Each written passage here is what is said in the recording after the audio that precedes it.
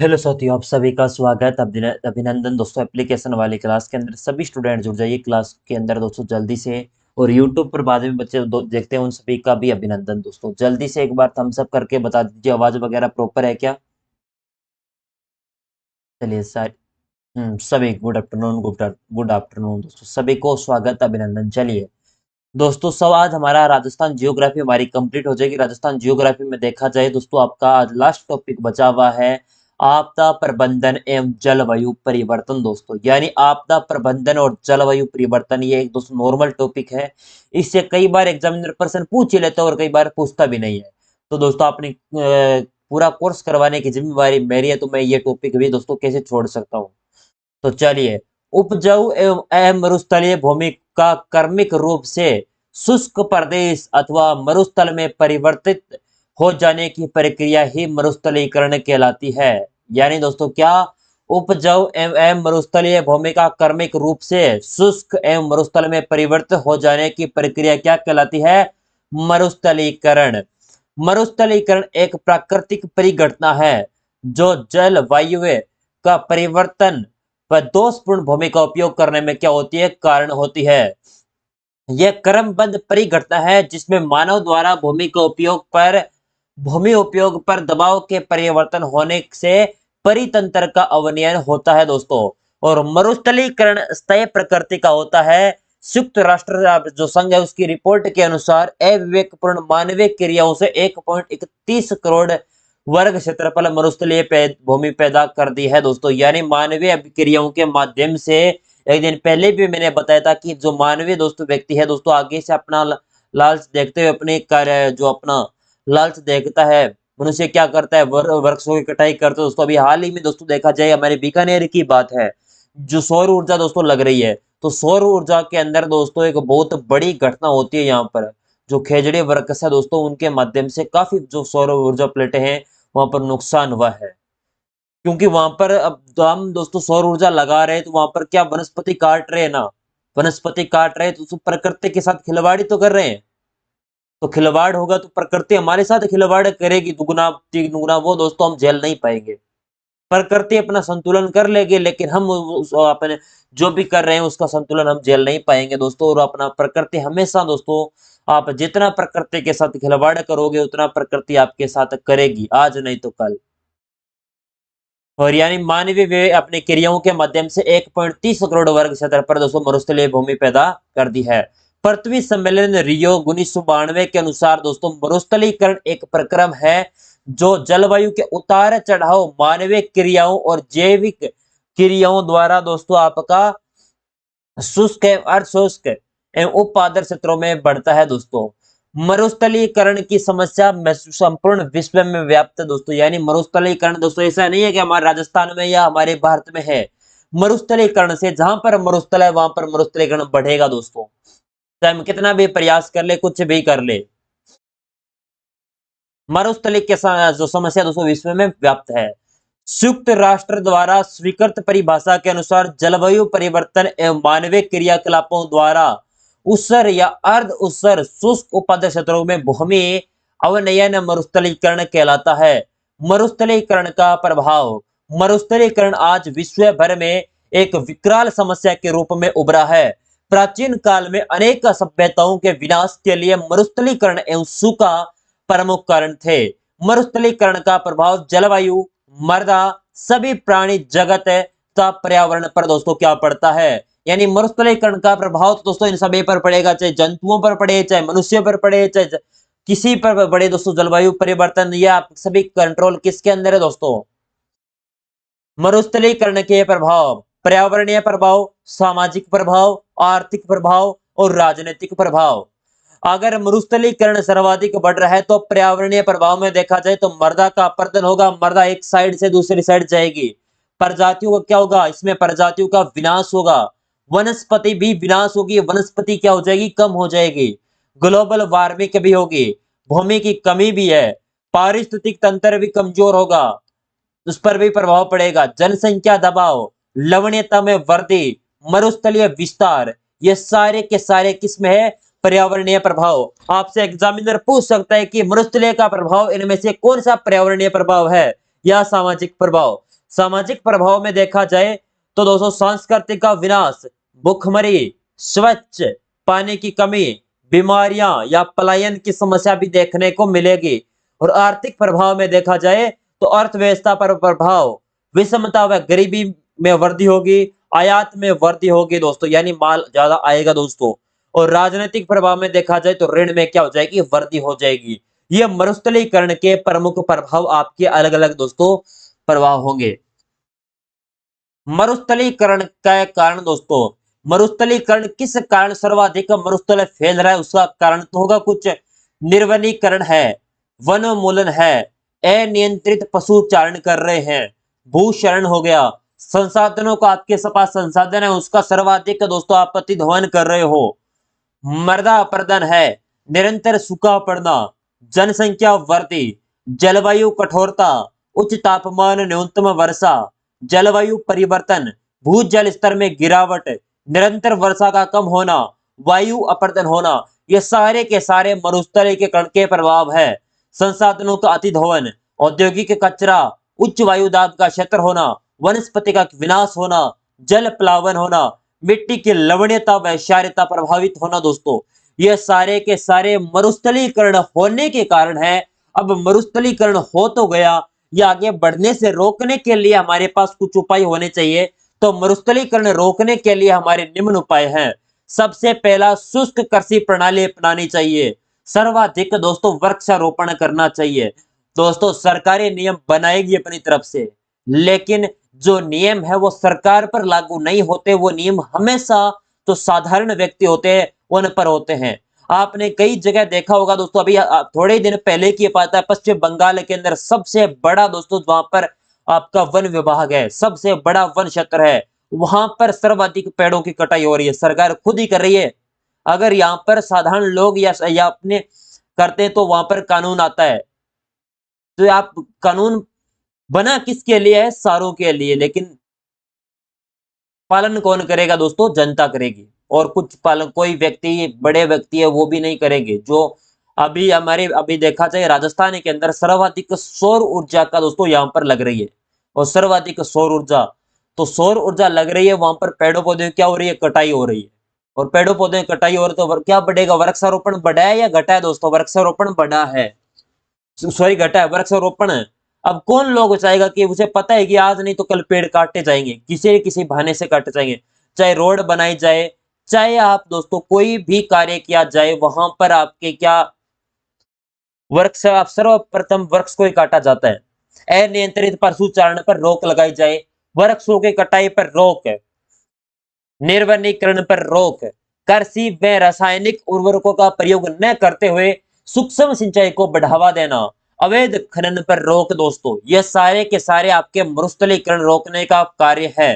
बूंद बूंद सिंचाई करो, खड़ीन पद्धति अपनाओ, भूमि संरक्षण, ऊर्जा के अन्य साधनों का विकास, पशु संख्या पर नियंत्रण, वनस्पति को बढ़ावा जाए, जल का विदोहन, उपयोग एवं प्रबंधन संतुलित हो, बेहतर भूमि उपयोग, नियोजन एवं प्रबंधन, जनसंख्या नियंत्रण, यह सारे के सारे प्रभाव आपके जल एवं समुचित उपयोग, कुल मिला के मुख्य 16 कार्य है जिनके द्वारा मरुस्थलीकरण को क्या किया जा सकता है, रोका जा सकता है।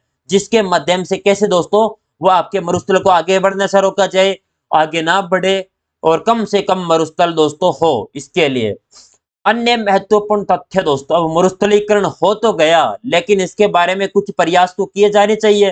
तो प्रयास में देखा जाए, एक संस्था है यूएनसीसीडी, एक अंतरराष्ट्रीय समझौता है जो पर्यावरण विकास के मुद्दों पर कानूनी रूप से क्या है, बाध्यकारी।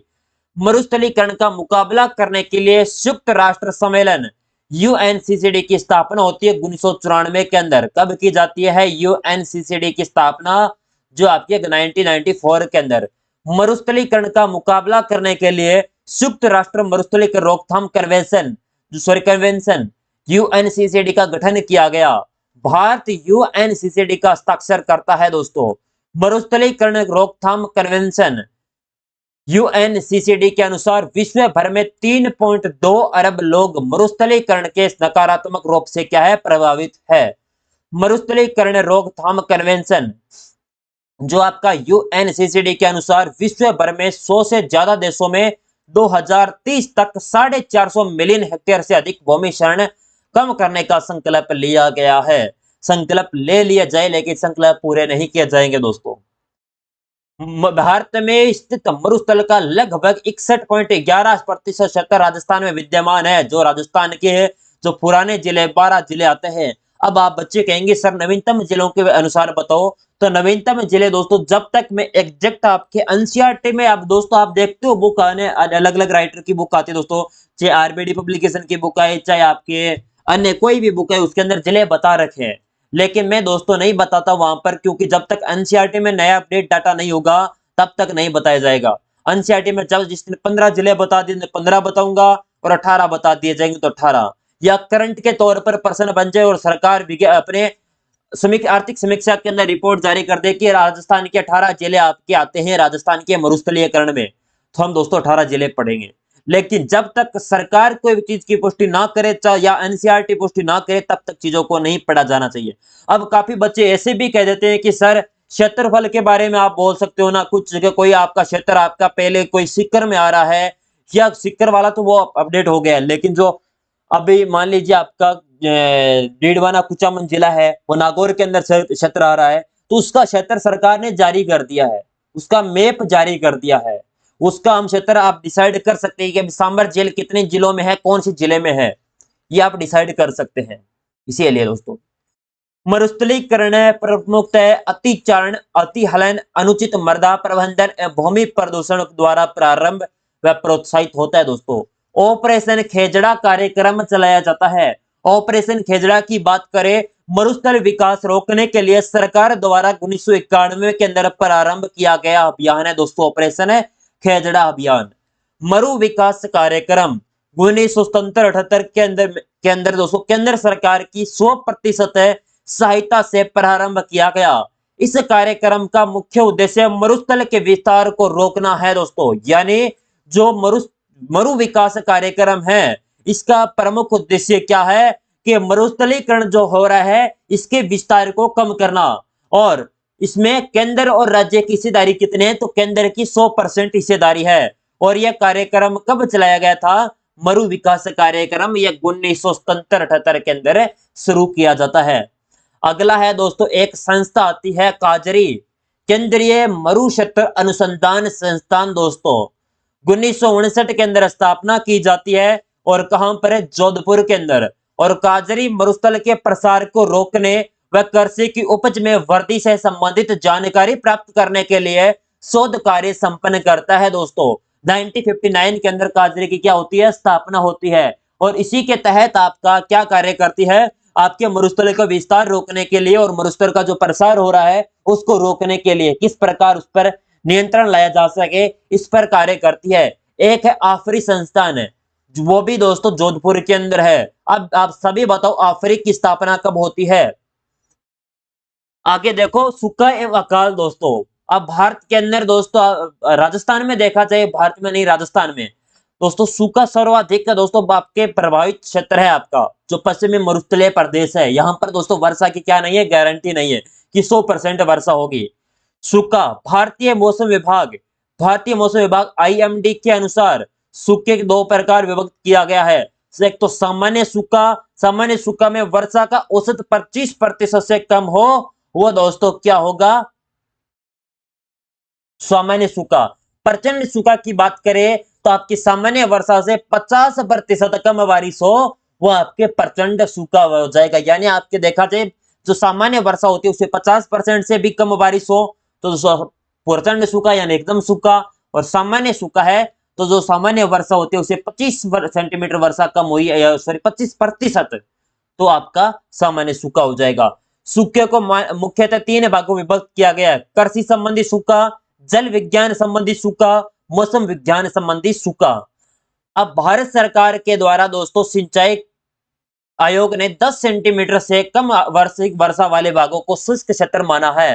राज्य में अकाल के 3 रूप स्पष्ट हैं दोस्तों, आप सभी को पता है दोस्तों 10 सेंटीमीटर वर्षा कहां पर कम हो रही है, आपके मरुस्थलीय प्रदेश में, तो इसमें अन्न का अकाल होगा, चार्य व अन्न काल दोस्तों, यानी आपसे देखा जाए अन्न का अकाल तो हर साल रहता ही है। चारे व अन्न का अकाल देखा जाए दोस्तों 2 सालों से चारे का अकाल भी दोस्तों देखने को मिलता है। चारा, अन्न और पानी का अकाल त्रि अकाल दोस्तों कहलाता है।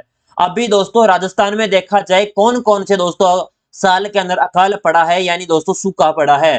राजस्थान में वर्तमान स्वरूप आने के बाद केवल वर्ष दोस्तों 1959-60, 73-74, 75-76, 76-77, 90-91 और 94-95 को छोड़कर राजस्थान में किसी न किसी रूप में अकाल की स्थिति रही है दोस्तों।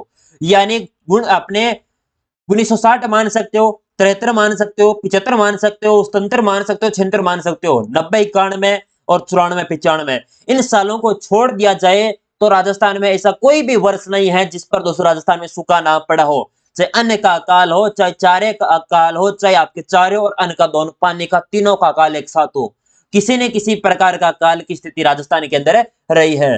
राजस्थान में अकाल का मुख्य कारण वर्षा अनिश्चितता और अनियमित है दोस्तों। वर्षा की कोई निश्चित तारीख नहीं है कि इस महीने या इस तारीख को वर्षा राजस्थान में होगी, 100% संभावना होती है। 1987 का अकाल 20वीं सदी का सबसे भयंकर अकाल है। इस अकाल में त्रिकाल का रूप धारण कर लिया था। त्रिकाल का मतलब है यहाँ पर ना तो पानी मिलेगा, ना चारा मिलेगा और ना ही अन्न मिलेगा दोस्तों। यानी राजस्थान का 1987 का दोस्तों सर्वश्रेष्ठ आपका भयंकर अकाल दोस्तों। उससे पहले दोस्तों अगर देखा जाए राजस्थान में प्रमुख अकाल के उदाहरण है। एक तो दोस्तों 1723 जो विक्रम संवत 1840 जिसे चालीसा अकाल के नाम से जाना जाता है, वो अकाल पड़ता है दोस्तों 1840। 40 अकाल क्यों कहते हैं? क्यों विक्रम संवत 1840 में पड़ा था। एक अकाल पड़ा था 1812-13 के अंदर दोस्तों जिसे पंचकाल कहा गया था। और एक आता है अकाल 1842 से 43 ईस्वी के अंदर है। विक्रम संवत बात करी जाए 1899-1900 के मध्य पड़े विनाशकारी अकाल को सहसा या मुदसा कहा गया। और एक अकाल है छप्पनिया अकाल जो 1899 से 1900 के मध्य आता है। विक्रम संवत 1956 के होने के कारण उसे छप्पनिया अकाल कहा जाता है।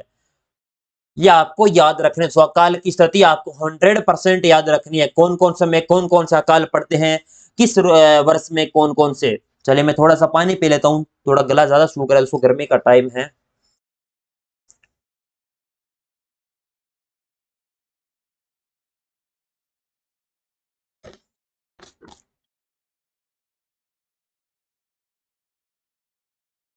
चलो अब देखते हैं राज्य में सूखे अभाव की स्थिति के प्रमुख कारण क्या है।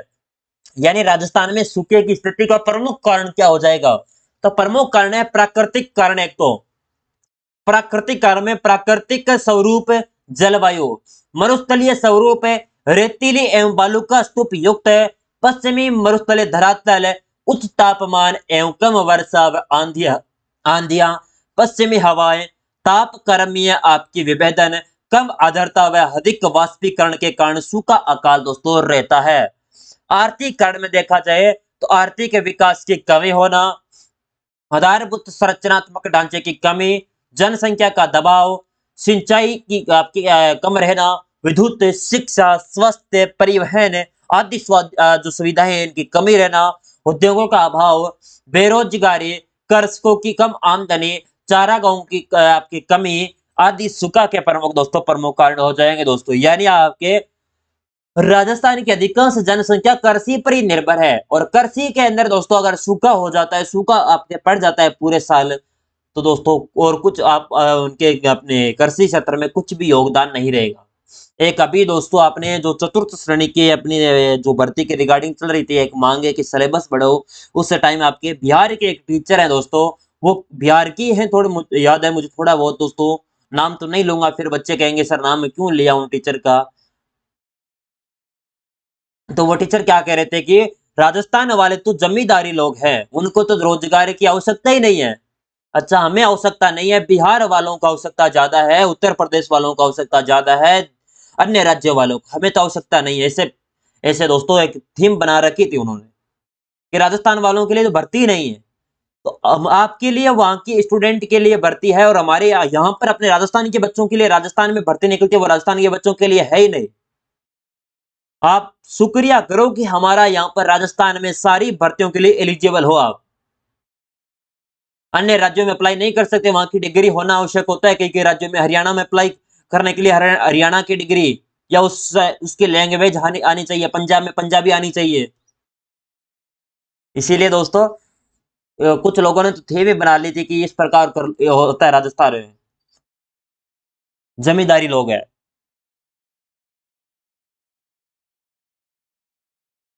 मैं किसी बच्चे का दोस्तों, ऐसा नहीं है कि मैं किसी राज्य का दूसरे बच्चा, हमारे भेदभाव है, लेकिन सर्वश्रेष्ठ पहले हम, उसके बाद दूसरों के लिए। आपके राज्य में भर्ती निकलती है, हम केंद्र के अंदर भर्ती निकलती है, तब तो हम नहीं कहते कि आप वहां पर ज्यादा सिलेक्शन होता है, वहां पर मेहनत करके लाते हैं। लेकिन हमारे राज्य में निकलती तो हमारी, हम सिलेबस से जुड़वाने की बात करें, हमने ऐसा थोड़ी बोला कि हमने इस चीज को ये करो, परिवर्तन करो।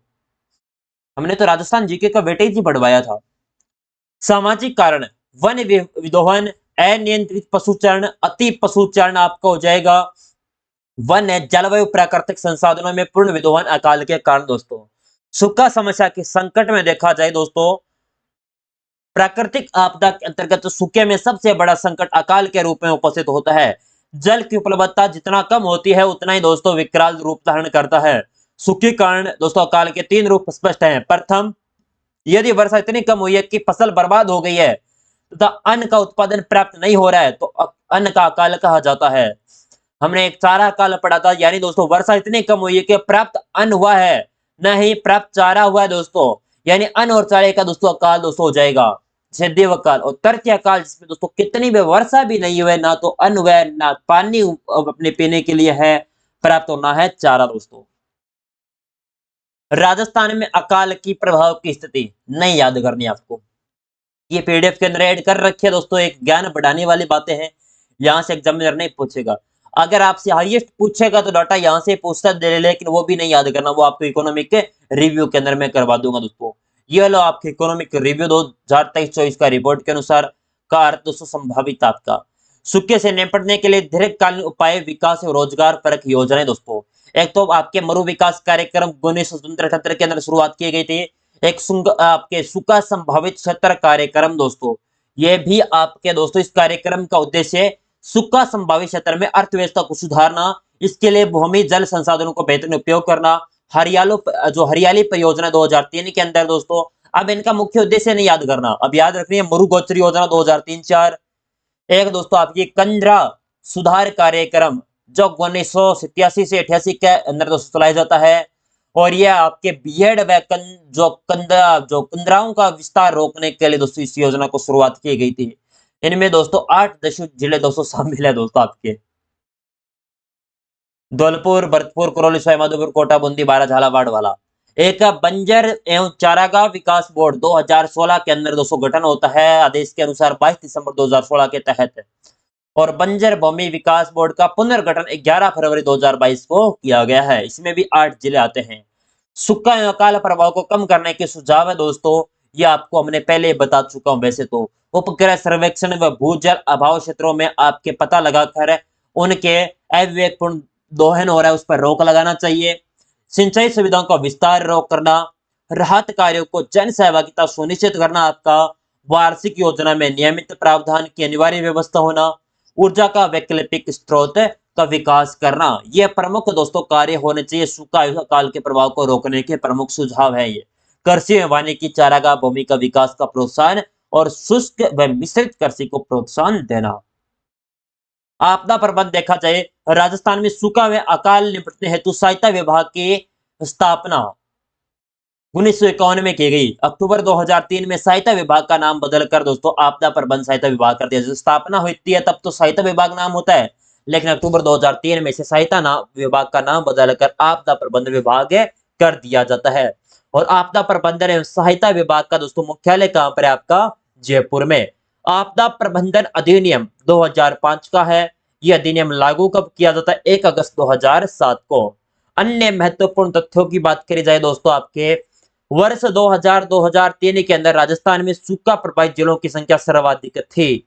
त्रिकाल का संबंध चारा, भोजन व जल की कमी से है। यूएनसीसीडी से संबंधित दोस्तों मरुस्थल का विकास रोकना, और एक संस्था है डीएमआरसी जो जोधपुर के अंदर है, मरुस्थलीय आयुर्विज्ञान अनुसंधान केंद्र। जलवायु परिवर्तन दोस्तों क्या है? जलवायु आप कहते हो ना सर जलवायु अभी लू चल रही है, अभी सर्दी है, अब गर्मी है दोस्तों, इस प्रकार की जलवायु सर्द ऋतु ये जो जलवायु देखा जाए, जलवायु परिवर्तन भारत के प्राकृतिक पर्यावरण है, अर्थव्यवस्था और समाज में बढ़ी हुई आवृत्ति और तीव्रता के साथ प्रभावित कर रहा है। लू, बाढ़, मानसून और घटता भूजल भंडार कुछ चरम चुनौतियां हैं जिनका प्रमुख कारण दोस्तों जलवायु परिवर्तन है। जलवायु परिवर्तन के निम्नलिखित कारण है। खेती या मकान बनाने के लिए वृक्षों की लगातार दोस्तों कटाई। यहां पर दोस्तों ये डाटा किसने डाला है? सरकार ने। और कटाई कौन कर रहा है? यानी खेती व मकान बनाने के लिए किसान खेती के लिए वृक्षों की कटाई नहीं करता दोस्तों। आपने देखा होगा जमींदार जो लोग हैं, किसान लोग हैं, वो वृक्षों की कहां तक कटाई कर रहे हैं। लेकिन बना रखा है पॉइंट, खेती व मकान बनाने के लिए वृक्षों की कटाई हो रही है। अच्छा, हम कर रहे हैं कटाई और कोई नहीं कर रहा। तेजी से शहरीकरण और औद्योगिकरण दोस्तों, औद्योगिकरण तो बढ़ रही है। तीव्र जनसंख्या वृद्धि, जीवाश्म ईंधन का दोहन, प्राकृतिक संसाधनों का अत्यधिक दोहन हो रहा है दोस्तों, ये आपके जलवायु परिवर्तन के प्रमुख कारण हो जाएंगे। जलवायु परिवर्तन के निम्नलिखित प्रभाव पड़ सकते हैं।